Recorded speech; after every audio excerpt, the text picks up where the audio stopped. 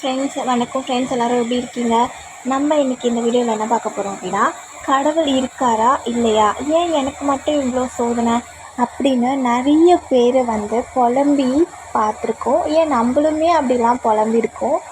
அதுக்கு காரணம் என்னென்னா, ஒன்றே ஒன்று மட்டும் நம்ம புரிஞ்சுக்கணும் ஃப்ரெண்ட்ஸ்.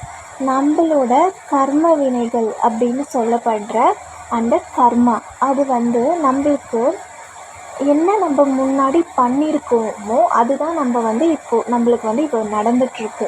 அதனால நீங்கள் இப்போ கஷ்டத்தில் இருக்கீங்க அப்படின்னா அதுவும் உங்களுக்கு ஒரு நல்லது தான். ஏன்னா அந்த கர்மாக்காக தானே நீங்கள் இப்போ அனுபவிச்சுட்ருக்கீங்க. அனுபவித்து முடித்ததுக்கப்புறமா உங்களுக்கு அது முடிஞ்சிருது. அதுக்கப்புறம் நீங்கள் அதை மைனஸ் பண்ணிடுறீங்க. அதுக்கப்புறம் உங்களுக்கு ஹாப்பியான லைஃப், நீங்கள் நினைக்கிற மாதிரி ஹாப்பியான லைஃப் தான் கிடைக்க போகுது.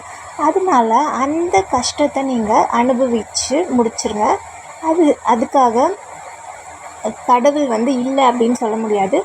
ஏன்னா ராமவீரானே பார்த்திங்கன்னா, அவர் தெரியாமல் செஞ்ச அந்த கர்மாக்காக அவர் 14 வருஷம் வனவாசம் அதை அனுபவிச்சிருக்கார் இல்லையா.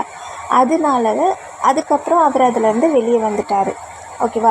அந்த மாதிரி தான் நம்ம பாவச்செயல் நம்மளுக்கே தெரியாமலும் செஞ்சுருக்கலாம், தெரிஞ்சும் செஞ்சுருக்கலாம், என்ன வேணால் நம்ம செஞ்சுருக்கலாம்.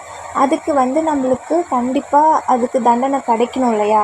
அதுக்காக தான் நம்மளுக்கு இந்த மாதிரியான ஒரு கஷ்டங்கள் எல்லாமே, துன்பங்கள், துயரங்கள் எல்லாமே நம்ம லைஃப்பில் ஏற்படுது. அதுக்காக நம்ம தளர்ந்து போயிடக்கூடாது. அது முடிஞ்சதுக்கப்புறம் நம்மளுக்கு நல்லது தான் நடக்கும். கடவுளை வேண்டி பிரார்த்தனை பண்ணி, விளக்கேற்றி பிரார்த்தனை பண்ணி நம்ம வேண்டிக்கிட்டோம் அப்படின்னா, நம்மளுக்கு பெருசாக நடக்க வேண்டியதுலேருந்து கடவுள் நம்மளை காப்பாற்றிடுவார். கண்டிப்பாக நம்ம கடவுளை வழிபட்டுட்டு வரணும். நான் தெரியாமல் செஞ்ச பாவம், நான் என்ன செஞ்சேன் அப்படின்னு எனக்கே தெரியல. ஆனால் அதுக்காக நான் இவ்வளோ சோதனையை நான் அனுபவிச்சிட்ருக்கேன். இனிமேல் என்னை செய்ய விடாதீங்க, எந்த பாவமும் என்னை செய்ய விடாதீங்க அப்படின்னு நீங்கள் வேண்டணும் கடவுளை. இதுவரையும் நான் செஞ்சதுக்காக அனுபவிச்சிட்ருக்கேன். இனிமேல் நீங்கள் எதுவுமே என்னை தப்பு செய்ய விடாமல் என்னை காப்பாற்றுங்க அப்படின்னு நீங்கள் கடவுளை பிரார்த்தனை செஞ்சு வேண்டிட்டு வரணும், வழிபட்டுட்டு வரணும். கண்டிப்பாக கடவுள் உங்களை காப்பாற்றுவார். கண்டிப்பாக உங்களோட பிரச்சனை எல்லாமே தீந்துடும். இந்த கஷ்டங்களெல்லாம் நீங்கள் சீக்கிரமாகவே நீங்கள் ஈஸியாக கடந்து வந்துடுவீங்க. எல்லாமே கடந்து போகிறது தான். கண்டிப்பாக நீங்கள் கடந்து வந்துடுவீங்க.